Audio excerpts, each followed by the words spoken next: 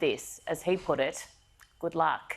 Joining me now is Shadow Defence Minister Andrew Hastie. Thank you so much for your time, as always. Firstly, no one wants dialogue between China and the West, particularly the US, shut down. So Biden should engage, absolutely. But what chance do you seriously give him of getting any real, honest answers out of his Chinese counterpart? I think you're absolutely right, Erin. It's so important that we keep the dialogue up with China. We need to be talking.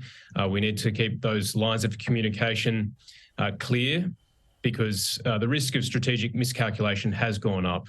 When the US is firing Sidewinder missiles at Chinese surveillance balloons over the US continent, you know that things have changed. But whether or not President Biden will get satisfaction from President Xi is another thing altogether. But he's right to ask the question, because this was an incursion of US airspace and US sovereign territory, and President Biden did exactly the right thing by downing several of those balloons. What would happen if a similar thing were to occur in Australian airspace? Would we or should we shoot it down in a similar fashion? Well, nothing like that has occurred in Australia, as far as I'm aware, and I've had a briefing on it. But that would be a decision for the government of the day. I think Australian sovereignty, our territorial integrity, whether it be land-based, naval or in the air, is absolutely critical and should be protected. So that would be a decision for the government of the day. But I think the US has demonstrated a precedent here, and that is that we've got to take these things seriously, and we can't have clandestine surveillance operations conducted over our skies. It leads me directly to my next question, which is, what do you make of Scott Morrison's speech in Tokyo? He's accused the West of appeasing China, as I just said, and he's calling on the government to sanction the superpower over human rights abuses. Do you agree? I think, first of all, Scott Morrison's record as Prime Minister on China is a strong one. It was under his government that we made some serious changes to our foreign investment review board rules. We obviously didn't allow Huawei to become part of our 5G network. He was treasurer, of course, when some key decisions were made about our critical infrastructure. So, in a sense, our China pivot happened under Morrison and Turnbull. The speech itself, I think, is strong, and I think he's right to call out China on the treatment of the Uyghur people in Xinjiang province.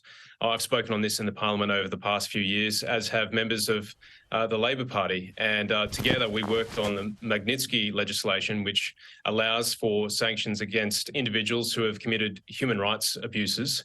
We know back in August that the United Nations reported quite clearly that there are human rights abuses in Xinjiang province, particularly against the Uyghur minority and other Muslim minorities.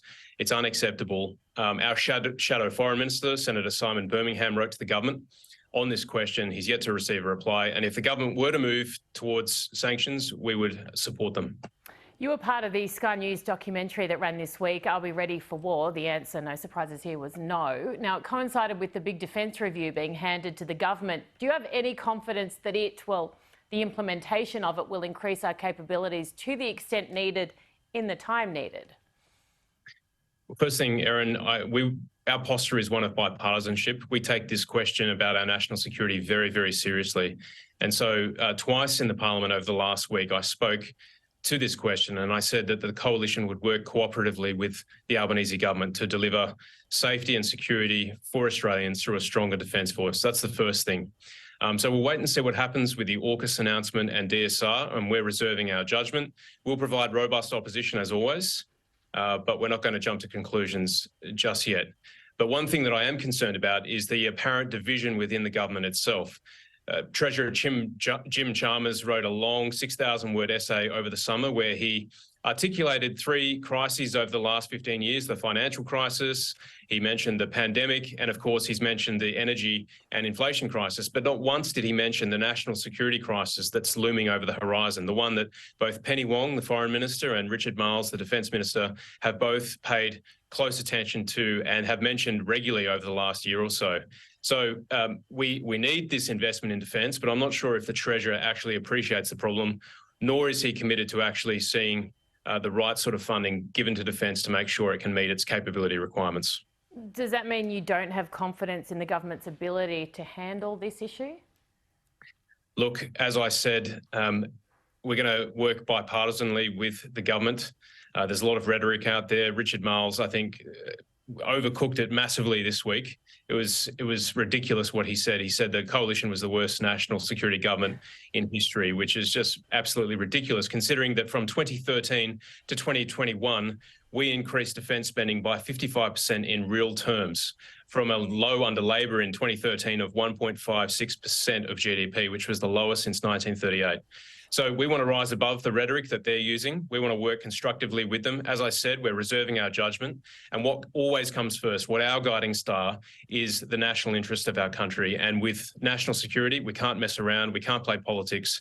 And so we'll work with them to deliver the best outcome. Yeah, hopefully they're listening to you. Thank you very much, Shadow Defence Minister Andrew Hastie. Thank you.